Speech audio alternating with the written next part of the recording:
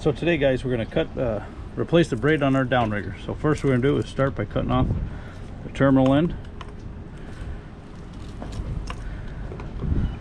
We're going to loosen the tension knob here on the right. Nice and easy, free spool.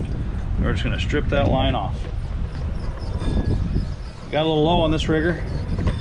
We're fishing bottom in 150 feet of water. We had a few wraps left, and Lakers are sliding a little deeper to 160, 170. We want to make sure we can still get down to them. Plus this summer, the way everything's warming up, might have to go super deep for king, so time to respool.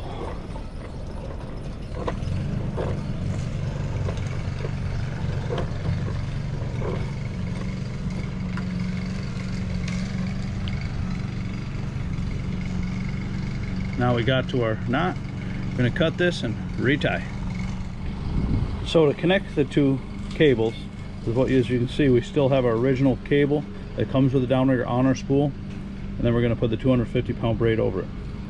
I like it to use an Albright knot, double over that cable.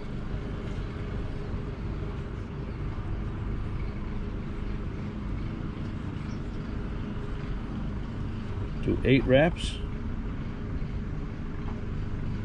Back through that loop. So we did our 8 loops, pulled that back through, cinch that tight, really pull on this. I really hope this knot never sees the light of day, but it has in the past. It's held up for me. Sorry about the jump there, the camera died. So we're going to trim off these tag ends and start spooling our rigger. Now that we have that knot all snugged up and tight, trimmed up, we can start spooling our downrigger.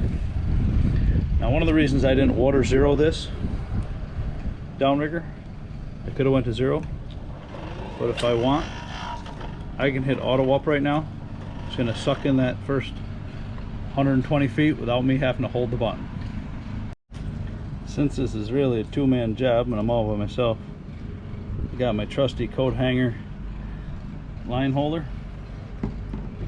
Set that up here. Got this ready to go. We'll bring our line in nice and easy.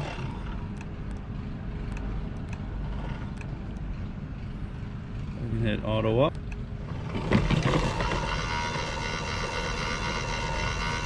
Like I said, the first 120 feet or so gonna go on no problem. The only thing I'll tell you is when you let this out, you got to be careful. All your line's going to be laid on one side or other of the spool. And make sure that goes on there nice and even. And still, you want to check your weight when it's coming up, auto up, that first time up. So we have 115 feet on there. I want to get at least 200. So we're just going to add another 85 to this.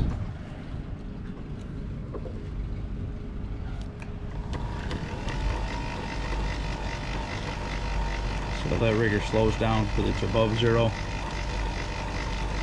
Doesn't want to smash it on you. Auto up comes up at 5. Once I slow it down and I'm manually upping it, it's going to go a little slower.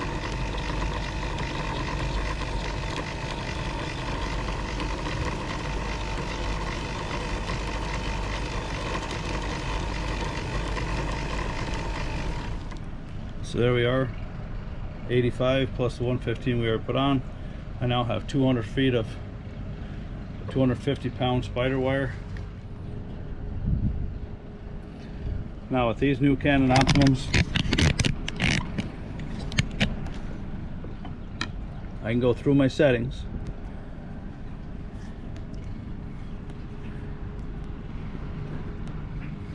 Amount of line on the spool, type of line, line weight. So 400 is max, so between the braid on top of the wire that's there, I have over 400. I have really 600 feet of line on this spool. It knows it's a braided line, and the line weight's over 200. So by these 3 factors, my 250-pound braid and a 15-pound downrigger weight, these riggers at speed of 2.2 to 2.4 on my fish hawk down speed, I'm almost fishing exactly where it says it is. According to my depth gauge on my fish hawk, that weight is right even with my downrigger counter.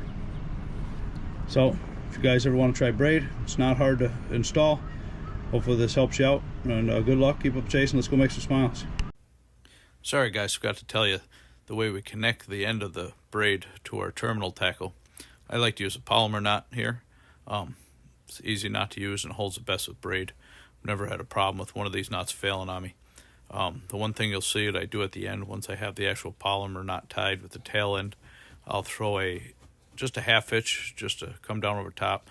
It's not really necessary, it's just the force of habit.